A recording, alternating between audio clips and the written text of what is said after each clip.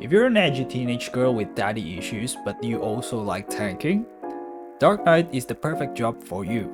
Dark Knight is a tank that focuses on edgy dark skills that you can spend from your mana or the blood gauge you generated. Previously, Dark Knight is known as the busiest tank that pressed way too many oGCDs but in return deals the most damage. That is not the case anymore. With the Dawntrail update, Dark Knight gets a bit easier as they fuse delirium and blood weapon and changing plunge into a damageless gap closer with some other quality of life changes that I will talk later. Some might see this class as being boring now, but I saw this as an opportunity for skill issued people like you guys and me to pick up and learn Dark Knight. In this video, I will explain some rule of thumbs in playing Dark Knight and show you the rotation itself so you can understand it better. This is A. Levine and here's my Dark Knight rotation guide. Apart from a new cool GCD called this as theme or removing plunge from the rotation, the biggest change in my opinion for the Dark Knight's gameplay is how Living Shadow now doesn't consume any gauge.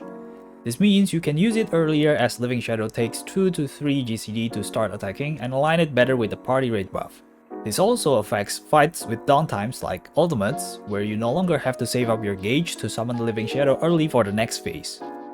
Also, as mentioned before, delirium now has been combined with blood weapon, which gives you 3 stacks of it that generates blood gauge that is consumed with any GCD usage, meaning it doesn't have to be those 3 delirium combos. With all that being said, here's some rule of thumbs in playing level 100 Dark Knight. Number 1. Keep your dark side up at all times. Dark side is above of 10% damage, which is why it is important to keep it up at all times by using Edge of Shadow. Number 2. Don't overcap your mana gauge. I generally spend my mana at around 8 to 9k by using Edge of Shadow or TBN, so it doesn't overcap at 10k. By doing this, it also maintains your dark side at all times while keeping the mana high enough so you can spend at least 3 Edge of Shadow on the burst window, or spend it on TBN in case it is needed. Number 3. Don't overcap your blood gauge. Your primary source of blood gauge generation is from Soul Eater and Delirium. So you generally want to spend it on Blood Spiller first before hitting Soul Eater if you are at 90 or 100 gauge. And you want to only enter Delirium at maximum 70 gauge so you don't overcap it, but lower is fine.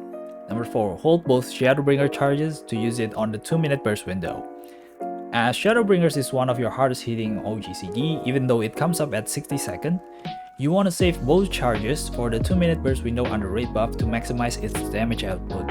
Number 5. Use Delirium and its combo every time it's available on cooldown. Delirium is your primary 1-minute burst, so using it every time it's available is crucial, especially with this cool combo animation.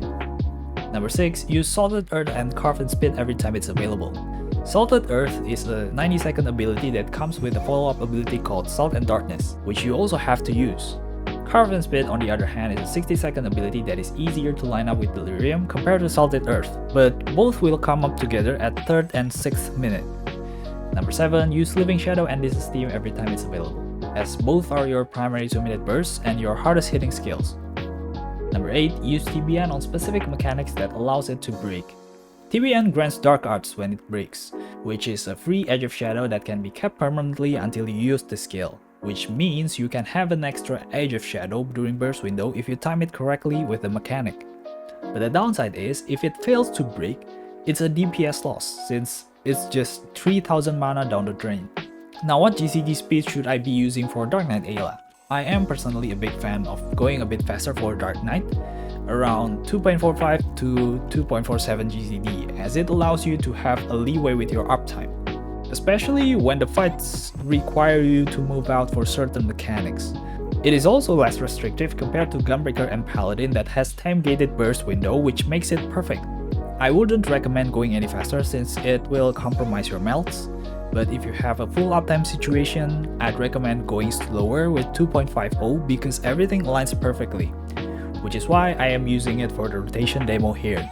Take a look.